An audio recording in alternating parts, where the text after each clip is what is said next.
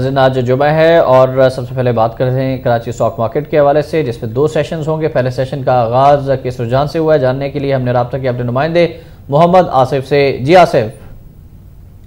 Ehtisham, positive numbers के साथ आगाज़ है। आज हम देख रहे हैं कि कारोबार के आगाज़ से अब तक मार्केट जो है वो ग्रीन जोन में ही है। पहले लम्हे में कुछ नेगेटिव नंबर्स थे, लेकिन अब मार्केट पॉजिटिव नंबर्स में है। 40 पॉइंट का इजाफा है।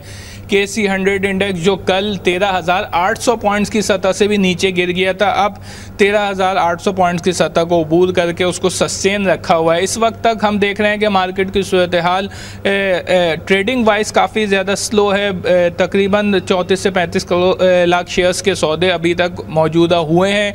मार्केट में जो इंडेक्सेस हैं, जो कंपनियां हैं, उनके हवाले से जितनी भी बजट में रिलीफ की बातें आ रही हैं, उसी र्यूमर के ऊपर ट्रेड कर रही हैं। जिस तरीके से कहा जा रहा है कि जो अद्वियात के रॉ मटेरियल हैं, उनका जो खाम माल है, उसकी इंपोर्ट पर ड्यूटी कम कर दी जाएगी, किसी हद तक सेल्स टैक्स में कुछ वो करेगी, पूरी ख़त्म की जाएंगी। इसी तरीके से मुख्तलिफ जो बातें हैं वो उन इंडस्ट्रीज़ को फोकस की हुई हैं और उन्हीं इंडस्ट्रीज़ में लोग देख रहे हैं कि कैसी एक्टिविटी हो रही है, और उसी बेसिस पे आज की जो एक्टिविटी है वो हम देख रहे हैं। जी ठीक, मोहम्मद आसिफ ये भी बताइएगा कि कल इक्तिसादी सर्वे रिपोर्ट भी जारी की गई, उस पर अगर एनालिसिस किया जाए उसका, तो मार्केट ज़राए क्या कहते हैं, ख़ासतौर पर स्टॉक एक्सचेंज के ज़िम्मेदार क्या कहते हैं, और ये भी आपसे जानना चाहेंगे कि आज के बजट पर आपने बताया कि फोकस किए हुए मार्केट किस तरह से असरात मरतब हो सकते हैं और क्या क्या तवक्कुआत हैं मार्केट को इस बजट से।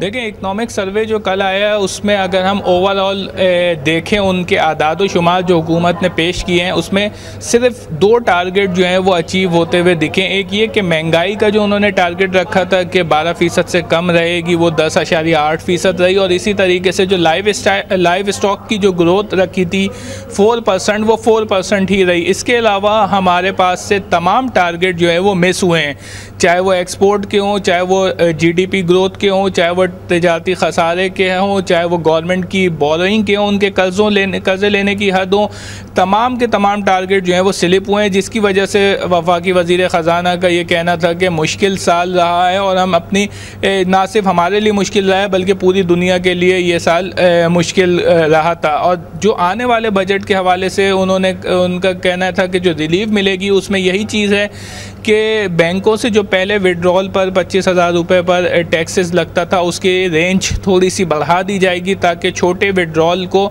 ज़्यादा बेनिफिट मिले। इसी तरीके से जो 3.5 लाख रुपए आमदनी के ऊपर जो टैक्स वसूल किया जाता था, अब उसकी रेंज थोड़ी इंक्रीज़ की जाएगी। अप्रॉक्सीमेटली 4 लाख रुपए सालाना आमदनी वालों को टैक्स की छूट दी जाएगी। इससे भी छोटी आमदन वाले अफराद जिनकी तनख्वाह 30,000 रुपये के अराउंड है, उनको टैक्स में रिलीफ मिलेगा। साथ ही साथ अगर हम देखें जो बजट आने वाला बजट है, उसमें टैक्स की शरह को जो है वो स्टेबल करने की बात की जा रही है। पहले मुख्तलिफ स्लैब में होती थी 8%, 12%, 16, 20, 24 और इस तरीके से 30% तक जो है वो टैक्सेस हुआ करते थे, जिसको अब कहा जा रहा है कि 16% तक लेके आया जाएगा।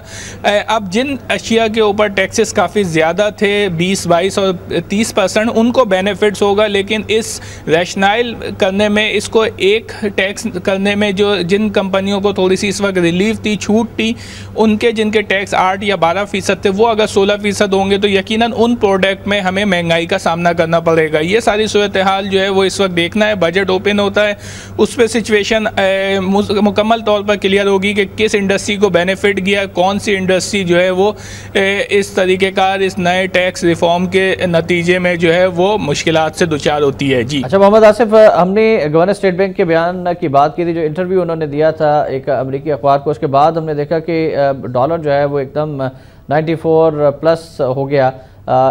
उसके बाद फिर दोबारा एक स्टेटमेंट दी है गवर्नर स्टेट बैंक ने। आप इन दोनों स्टेटमेंट को किस तरह से बयान करेंगे और इसके असरात क्या है मार्केट पर? आज ताज़रीन सूरत हाल क्या है फॉरेक्स मार्केट की?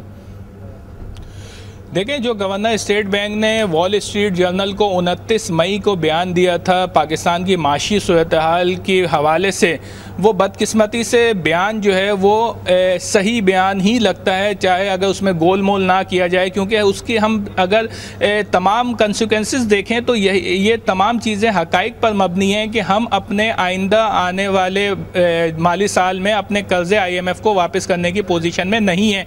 हम किस तरह से $5 अरब माली साल 2013 में वापस कर देंगे। आप इस वक्त सिचुएशन देखें, फॉरेन इन्वेस्टमेंट हमारे पास नहीं आ रही है, हमारी एक्सपोर्ट डिक्लाइनिंग साइड पे है। दुनिया भर में जिस चीज़ में हम कॉम्पिटेंट हैं लाइक कॉटन में, वो प्राइसेस दुनिया भर में डाउन साइड पर है। ना ही इकनॉमिक ग्रोथ हो रही है, ना ही दुनिया भर में डिमांड क्रिएट हो रही है कि आइंदा आने वाले सालों में हम एक्सपेक्ट कर सकें कि जो कॉटन इस वक्त 5,500 और 6,000 रुपए की है, वो कॉटन जो है वो आइंदा जाके 10,000 रुपए में बिक जाएगी। इसी तरीके से जो IMF से हमें मजीद कर्जे लेने पड़ेंगे, ये एक हकीकत है। वफाकी वज़ीर आसिफ कता कलामी होती है। आखिर में एक बार फिर बता दीजिए ताज़ा तरीन पोजीशन क्या है ट्रेडिंग स्क्रीन पर? करंटली मैं आपको ट्रेडिंग स्क्रीन की तरफ दिखाता हूँ। KC 100 इंडेक्स में इस वक्त 11 पॉइंट का इजाफा है। 13,797 पॉइंट्स पे मार्केट ट्रेड कर रही है। एक बार फिर 13,800 पॉइंट्स की सतह से मार्केट गिर चुकी है। 42 लाख शेयर्स के सौदे हुए हैं। मजमूई तौर पर 89 कंपनियों के शेयर्स की कीमत में इजाफा, 33 कंपनियां मंदी की लपेट में ट्रेड कर रही हैं। बहुत शुक्रिया आपका मोहम्मद आसिफ, हमें ताज़रीन सूरत हाल से आपने आगाह